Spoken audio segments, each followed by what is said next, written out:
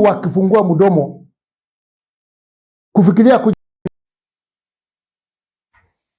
kuna mambo nyeti, na nimeona kama mtu mmoja ambaye niko kwa kisiasa, mtu mmoja anapenda nchi yetu ya Kenya, nitakaa nikikosoa na nikipendekeza na nikielimisha kwa ujuzi wangu mdogo pengine ambaye ninaye. Taweza kuwa na sehemu fulani pengine nitaweza kuongea na isaidie wachache ama wengi. Ya kwanza nataka kuzungumza the priority yetu katika Kenya hii, na mimi narudia na nitarudia sana, ni amani. Amani katika nchi yetu. Naomba ndugu zangu ambao mnaona mnajua sana, ambao mnaona kama mna pesa nyingi, ambao mnamojiona mtaweza ongea zaidi, tafadhalini, nimeomba na nimesema mara mingi, ukifungua kinywa chako, fungua, tumia akili zako, bongo yako kujua yale mambo utaweza kuzungumza ya kuunganisha nchi.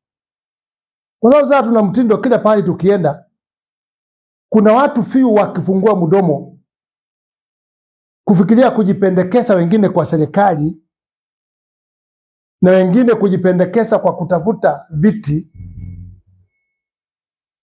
wanaongea mdomo ya kupiganisha, ya kutenganisha. Sisi wote lazima tujue sisi we are all Kenyans, na tunataka tukue Kenyans, tuwe tukijua nchi iko leo, kesho na kesho kutwa, na watoto na wajukuu na wajukuu wa wajukuu yetu.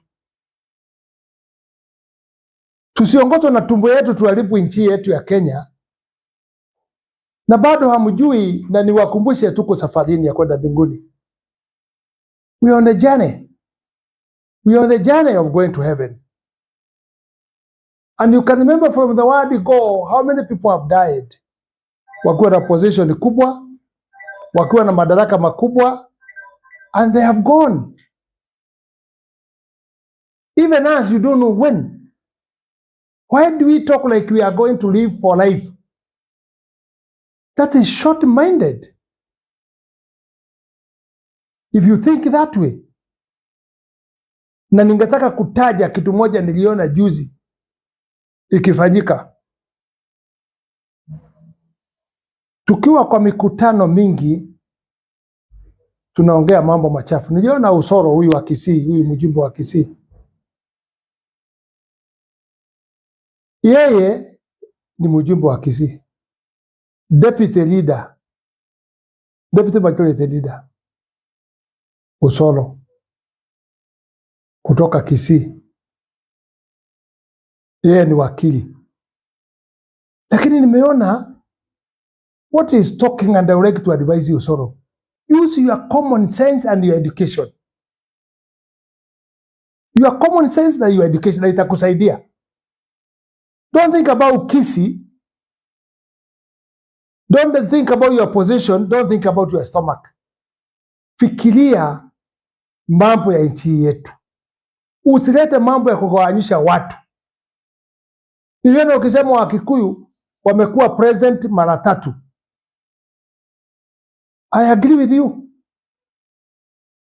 Wakalenjin wamekuwa safari 2. Na moja alienda 24 years. If it 10, then the Kalenjin have gone 3 times. Kikuyu have gone 3 times. But let me tell you, Usoro, use the constitution where ni bunge. Come back to your senses.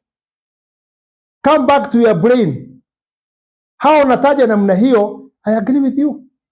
Lakini nakuomba, hata saa hii Matiang'i akitaka kiti ya president, hata poa na Wakisii peke yao. That's what I want to remind you, because you are short-minded, that unafikiria mambo ya ukabila only. Ukifikiria wewe ni Mkisii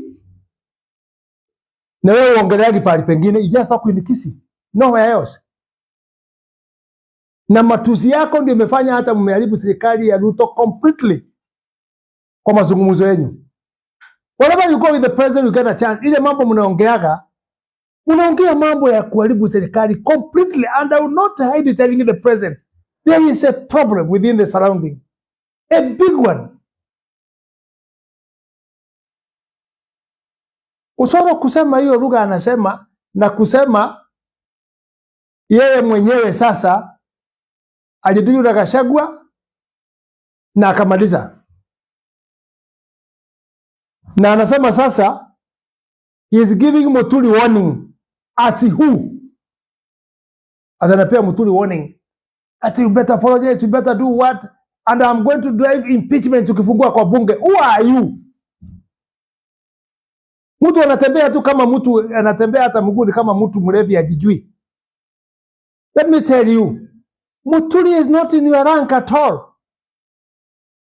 Muturi is a lawyer. He was a magistrate. Muturi, he was the chief advisor of the Uhuru one time. Amekuwa speaker wa bunge, amekuwa waziri. That is not, hiyo si mtu alika yako.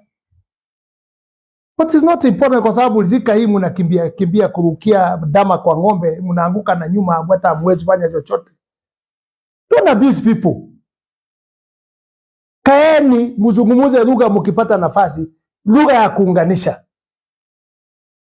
lugha ya kufikiria mambo ya youth. You know, the problem which is there, nyinyi kama mnaangazia hii mambo ya Gen Z. What is the problem with the Gen Z? What are the proposals are you saying? That would be very important kwa mtu yuko na ubongo ya kutosha. Kwa sababu hawa watoto ni wetu. Where do we take them? If you promise a child in the morning, labda sijui kama una watoto, lakini kama una mtoto umwambie ukienda kazi utamletea sweet, utamletea mkate, utamletea sausage, utamletea nini? Akija kama hukuweza kupata, lazima ujue njia ya kurespond kwa mtoto kwa sababu ni mtoto yako. Uweze kuchukua kijiti uanze kupiga uanze kuadapt uanze kuua What is wrong with you people? Kina Usoro, kina Kimani Ichung'wah, what is the problem? These are our children. We must handle them. Just imagine a young boy who have finished university and girls, they have graduated, they have nowhere to go. Why can't you see there is a problem with these children? Mimi kwa wakati yangu nimejua hata wakati huu sasa wengi mtoto hawezi kusoma amalize ataili. Na niwakumbushe watoto hawataili waende form 1. No. Watoto utaili kuonesha wamekomaa waingie stage nyingine. Stage nyingine ni gani? Lazima that where you know that mtoto ameanza research. Ndio nawaona wako na girlfriend, ndio naona wanafanya research ataenda university gani ama atafanya nini, and you can realize mtoto akimaliza akisha ingia form 1 akifika form 4 mtoto anakuwa na shida. Wale watoto wamefika hapo, mtoto anakuwa na shida, hajui ni kozi gani ataenda, anasema ni hii. Akiingia hiyo mwaka moja ama mbili anasema hataki hiyo, anataka hii. These are children is when they are trying to discover their life. Yeye unazunguka president wetu, unazunguka, he is the president.